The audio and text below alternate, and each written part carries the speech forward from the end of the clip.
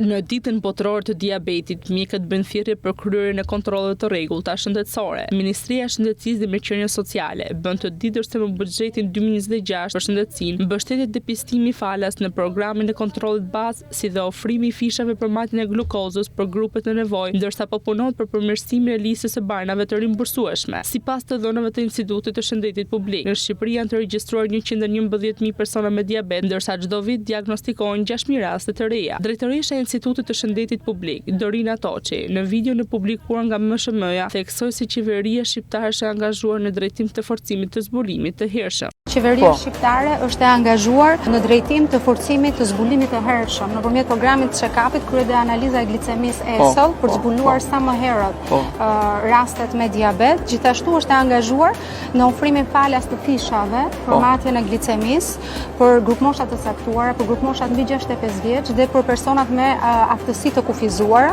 Gjithashtu ka angazhimin për të vijuar dhe trajtimin falas të gjithë pacientëve që diagnostikohen me diabet dhe ndjekin në sistemin e referimit. Drejtoresha e ISHP-s tha se është shumë e rëndësishme ndjekja e një stili jetese të shëndetshëm jetese.